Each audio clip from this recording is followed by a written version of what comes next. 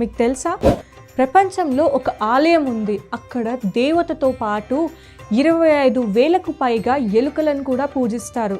ఆ గార్నీమాత ఆలయం యొక్క విశేషాలు తెలుసుకుందాం. రాజస్థాన్లోని బికానేర్ జిల్లా దేస్నోక్లో ఉన్న ఈ ఆలయం గార్నీమాత మందిరంగా ప్రసిద్ధి చెందింది. ఇక్కడ 25,000కు పైగా ఎలుకలు స్వేచ్ఛగా తిరుగుతూ దేవతతో సమానంగా పూజించబడతాయి. ఇక్కడి స్థల పురాణం చాలా ఆసక్తికరంగా ఉంది. గార్నీమాత దత్తపుత్రుడు లక్ష్మణ్ ఒక చెరువులో మునిగిపోయి మరణించాడు. దాంతో గార్నీమాత మృత్యుదేవుడైన యముడిని తన కుమారుడిని తిరిగి బతికించమని కోరింది. అప్పుడు యముడు ఒక వాగ్దానం చేశాడు. ఇక నుంచి గార్నీమాత వంశానికి చెందిన ఎవరు యమలోకానికి రారు. మరణం తరువాత వారందరూ గార్నీమాత ఆలయంలోనే ఎలుకలుగా పునర్జన్మం పొంది రక్షింపబడతారు అని.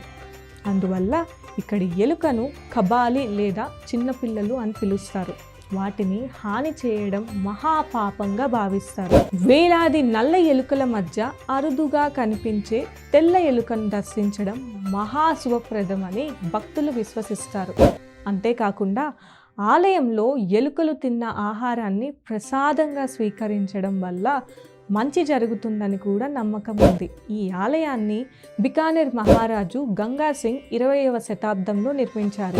ఇంత విశేషమైన ఆలయాన్ని మీరు ఎప్పుడైనా దర్శించారా లేదా చూడాలని అనుకుంటున్నారా?